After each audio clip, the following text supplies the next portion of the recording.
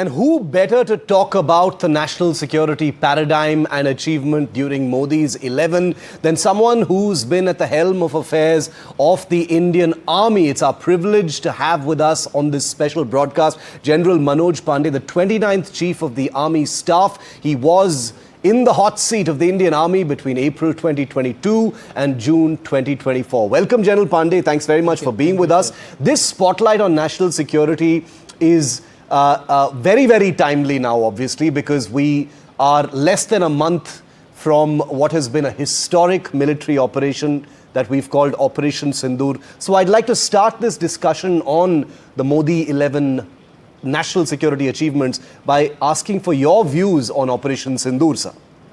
Firstly, thank you, Shiv, for having me here. Indeed, like you said, Sindoor has redefined our security paradigm. And in fact, it has redefined our strategic outlook, established certain new normals in terms of how we deal with our security challenges, especially in the context of counter-terrorism. Also, the kind of clarity and convergence that was displayed between the political aim, the political leadership, and the military strategy is something to be noted. In terms of utility of force, I think it is shown as to how force can be utilized to achieve strategic objectives. Also, if I may say here, while defense and diplomacy are complementary, this has shown that as to how defense can come on its own and contribute to meeting strategic objectives.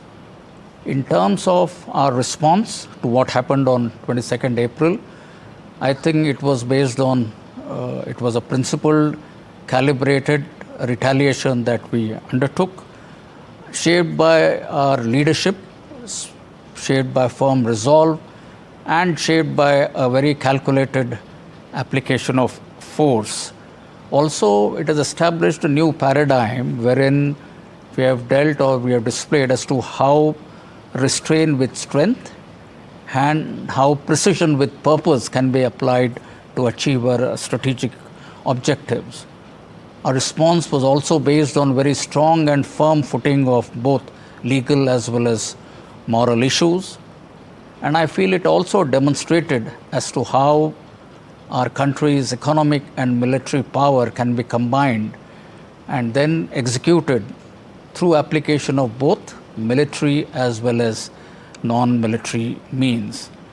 And if I were to sum up, I think what we saw is a manifestation and validation of what has happened or what has been happening over the last decade or so, be in terms of indigenous equipment, be it in terms of our higher defense management and the reforms that have been undertaken, and number of other things that have happened in the security domain. Let's go into all of those building blocks one by one, because, and I'm glad you mentioned it like that, General Pande, because this didn't happen overnight.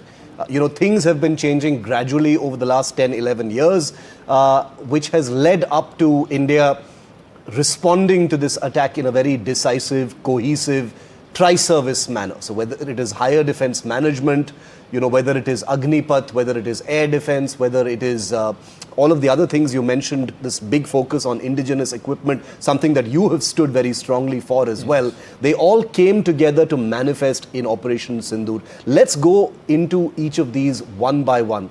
I'd like to start with self-reliance and the focus on indigenous equipment. How important has that been? Because that has gradually increased over the last decade, visibly, sir. Absolutely. And just like you rightly pointed out, self-reliance, not only in terms of our acquisition of new weapon systems, but equipment, but also in terms of sustaining the war effort. Self-reliance for critical defense equipment under the overall ambit of Atmanirbharta is something which has been very crucial, or one of the major aspects of what we have achieved during the last decade or so. And there are three important aspects to it, or what we have been able to achieve. One is the participation of private industry in this entire effort. The second is also the participation and encouragement or the contribution of a very vibrant startup ecosystem that we have in a country. And the third is tapping the innovation potential. I think when we talk of self-reliance, it is all of these three that have come together. The private industry has stepped up in a very effective manner. Our defense exports have increased. So I think the results are there for all of us to see. The services and the government on their part are playing their role well. So I see a lot of potential and promise for our indigenous defense protection as we move forward. And this was also evidenced during Op Sindoor, where you had indigenous weapon systems, be it Akash, be it BrahMos, which were made good use of. Very true. Now coming to the issue of higher defense management, which I'd like you to talk about, because not many people understand the implications of what those changes, actually were. Could you detail those for us and explain how that actually impacted what we saw last month, as well as from the Army's perspective, sir, what would you say have been the big national security highlights during your tenure and in the last 10 years?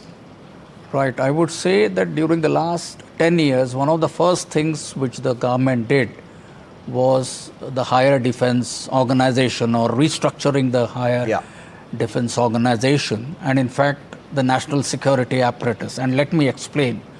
In terms of higher defense organization, the two seminal reforms that took place was A, establishing the post of the Chief of Defense Staff, and B, the Department of Military Affairs. Yes.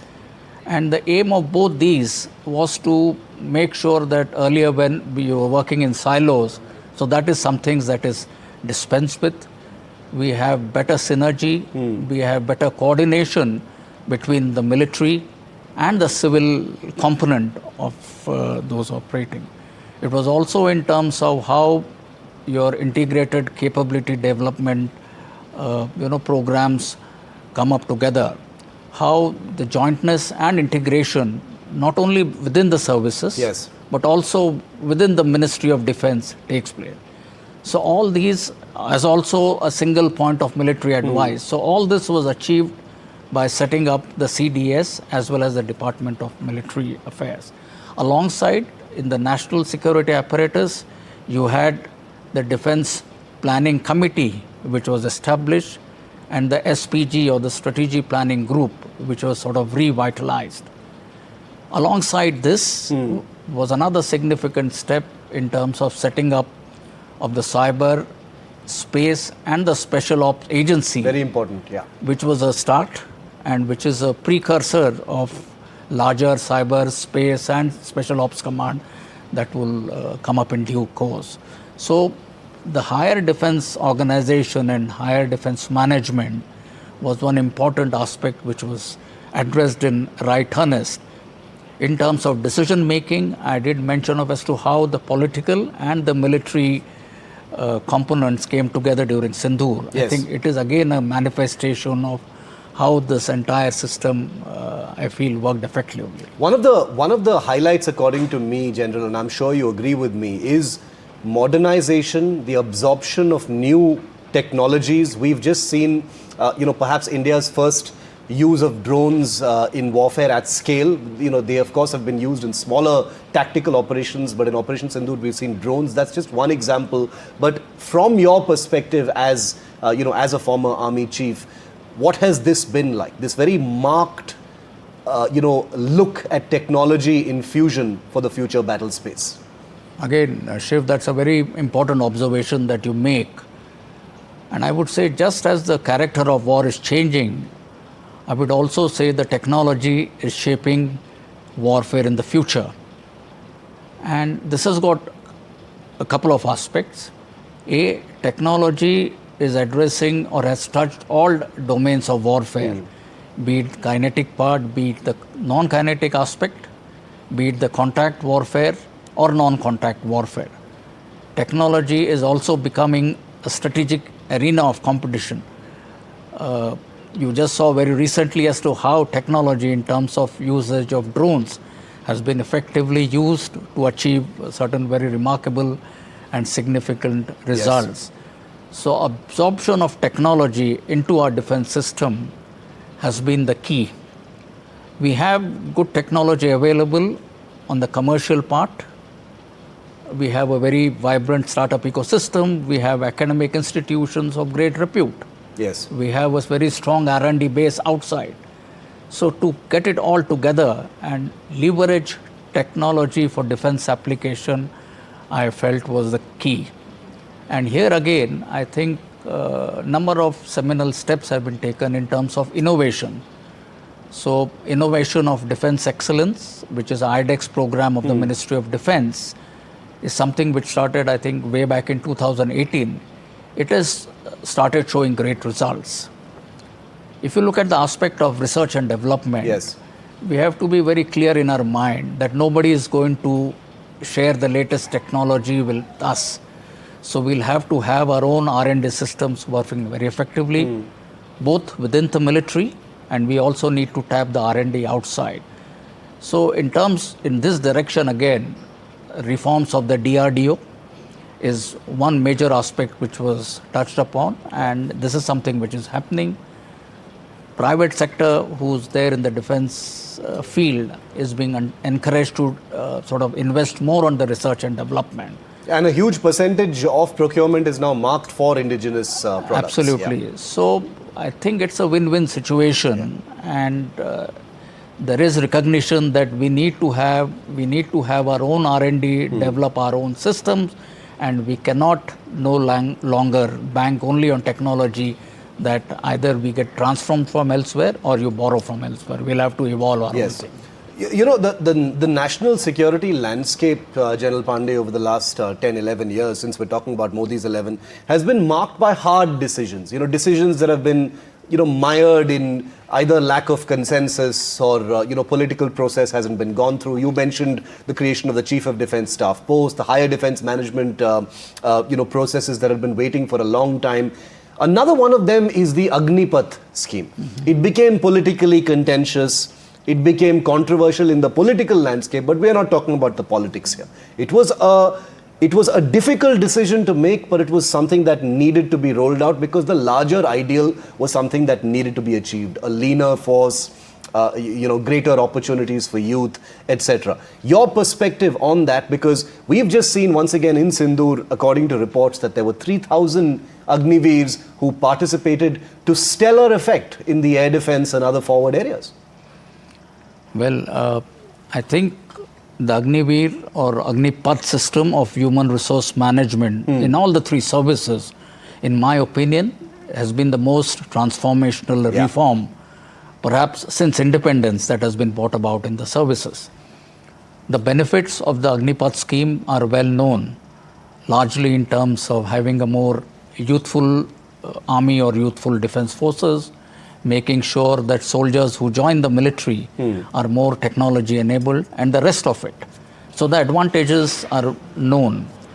When we started, there were apprehensions in people's mind, there was cynicism, and largely I think it was because of lack of complete knowledge about what the scheme is. Very likely, but as the time passed by, people have realized within the military as well as outside all the benefits. But we have to be careful, conscious of two or three issues which I must highlight. Yes. A, that we have to closely monitor its implementation. And B, the implementation has to be proper. And as we go forward, if there are any issues that we need to change or modify to the basic structure based on our experience as we go along, I think we should be prepared to do it. Which the government has also signaled it is prepared to do. I think so. Yeah. So the services have highlighted a couple of aspects which I'm sure in due course of time will get adequately addressed. So the first batch of Agniveers, they will pass out or they'll complete 4 years, I think in the end of 2026. Yes. And that is where, some of them will exit, join the society. We'll come to know as to how they have been absorbed. The government, other institutions are doing everything that is possible to make sure that post their exit, they are well integrated into the society. Yeah.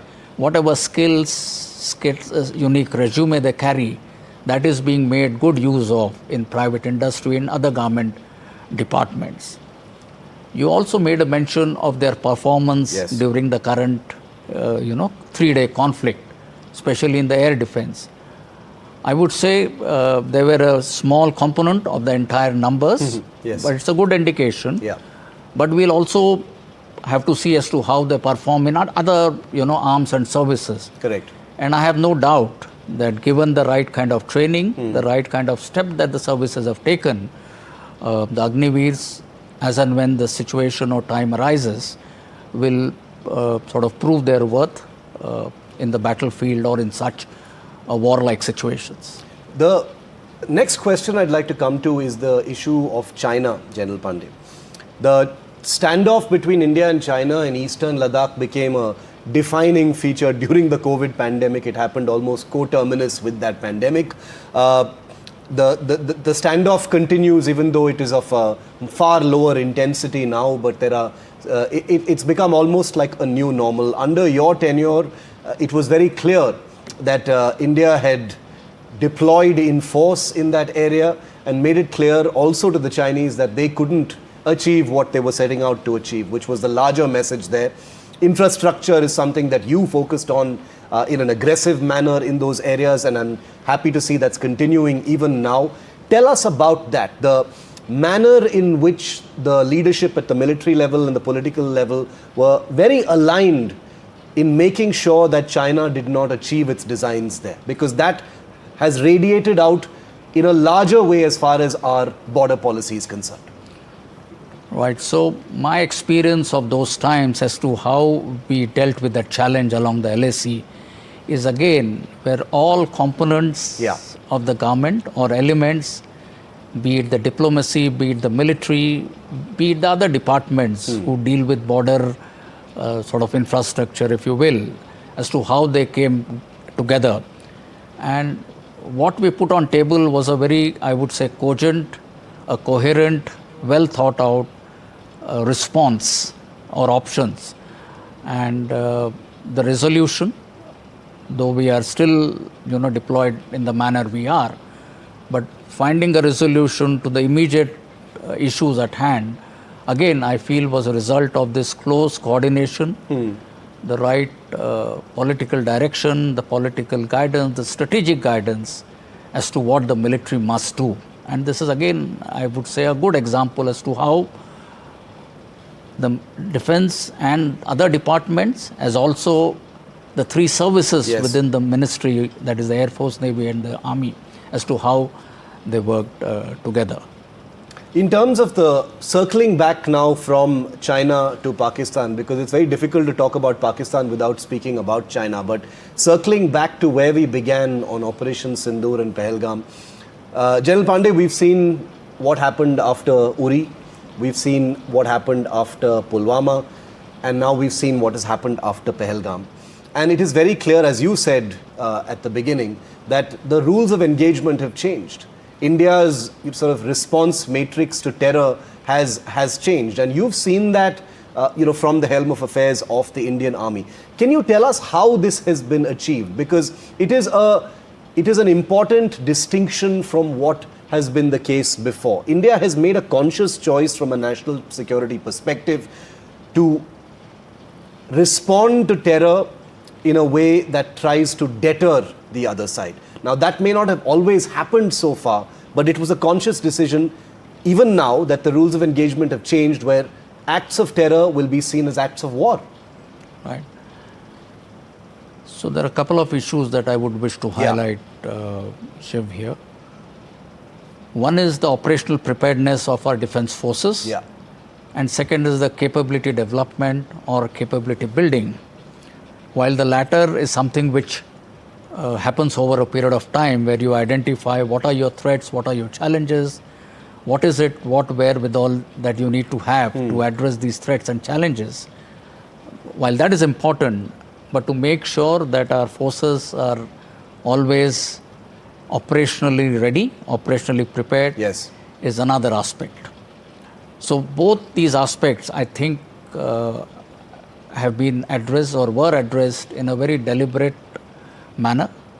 And if you have to respond to a situation that occurred in the month of April, unless your forces are ready in every which way, in every manner, you will never be in a position to respond. So I think this was a good example as to how. Second, you talked of the way we responded. Yeah. I think it indicates a very strong leadership, a clarity of thought, convergence of what different arms of the government look at, and our overall approach to counter-terrorism. A shift away from perhaps in the yesteryears where we believe for good reason in having restraint or strategic restraint vis-a-vis a decision which was taken at this point of time to be able to respond in a very effective, a calibrated, a balanced and a proportionate manner. Yes. With very clear objectives as to what we need to achieve here. And I think there is no doubt in anybody's mind that whatever we set out at the outset to achieve, I think we achieved all that in a very effective manner. My final question to you, General Pande, and continuing with this theme of clarity, has been this very clear view of the Indian Army, the Indian Navy, the Indian Air Force, and Indian national security in general as a stabilizing force in the region, whether it comes to mass evacuations of citizens from conflict areas, Syria, Sudan, Ukraine, Afghanistan, etc., to humanitarian relief operations. Military diplomacy has played a very big role. This is something I know personally you looked at very, very closely as well. And it has blossomed into, one of the things that from a national security perspective, India can be most proud about in the last 10 to 11 years. Would you agree with that? Absolutely. And just to amplify on what you said, this comprises our participation, contribution to the UN peacekeeping effort. We continue to be one of the biggest yes, contributors. Yes, that is one.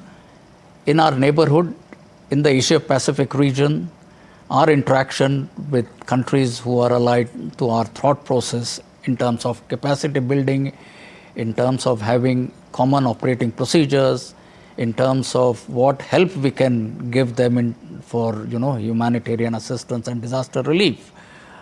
In terms of defense production, whatever we are now producing indigenously, how can we find good market for it outside is also something through military diplomacy, besides the other issues of carrying out joint exercises, understanding each other's perspective through bilateral visits, is something which we have been focusing on. But other than all that we spoke of, I wish to highlight a couple of other issues which I think we, in terms of what happened during the last 10 years. One of them is defense procurement. Now, there has been a major area which has been addressed, and largely in terms of how do you shorten the procurement cycle. Now, that has been, and that will result in the change or modification to the Defense Acquisition Procedure 2020. This is something which is significant. Something which already happened was the corporatization of the ordnance factories. Yes. The results have already shown. And very recently, our effort, the move away from PSU-based, nomination-based orders. And leveling the playing field with the private sector. For the private sector, and moving away to a sort of competitive pricing model. I think this is something which is going to show us good results. We are also weeding away those systems within the procurement cycle which is dated, which were legacy. So all this I think will again show good results. Couple of other issues are border areas. I think a lot has happened in the last 10 years as to how not only the infrastructure in border areas that has come up, be it the roads, be it the power, be it the communication, but also how the border people have been very meaningfully integrated with the mainstream. The Vibrant Villages program is another, I feel, a very significant step which will help us not only for security purposes but also integrating the borders. And certain other initiatives in terms of nation building. How the services have reached out to other departments of the government to cooperate, to collaborate with them in their projects, be it Digital India, be it the PM Gati Shakti program, be it certain areas in cyber, communication, IT and the rest of it. Because only when you collaborate, reach out, engage with other stakeholders, I believe your outcomes will improve. And lastly, and as important, is the aspect of as to how between the 30 services, the jointness, Yes. integration, and eventually the establishment of theatre commands, how that will come out. Now, again in this area, the last area, so that outcomes, capabilities of each individual service are maximized, Yes. is something that we have been able to achieve. So I think if I were to sum up as to what else has happened in the last 10 years, I would feel that national security has indeed received special attention in Yes. the last thing. There have been very noteworthy achievements which have been made, some of which we just discussed. Yes. But a lot of it is work in progress. Yeah, absolutely. And we need to make sure that the momentum continues. We need to push and not let this, and the transformation effort has to continue so that all our three forces Yes. become future ready. They are better prepared to meet our security challenges in the future in a more effective manner. And I think Operation Sindoor, the developments post that as well, are a clear indication that national security is front and center. For Modi's 11 and beyond, it is very clear that this is something that will always remain in the spotlight, always remain a priority issue as far as alignment between the military and the political leadership is concerned. General Pande, always a pleasure, sir. Thank you for that detailed summation. It's always interesting to get it from someone who's been in the hot seat and actually taking some of those decisions. It's very different from simply analyzing it, and we appreciate your time and your wisdom on Modi's 11. Thank you so much, General Pande, for Thank being you, here on Shiv. NDTV. Good interacting with you. Thank you. Thank you very much.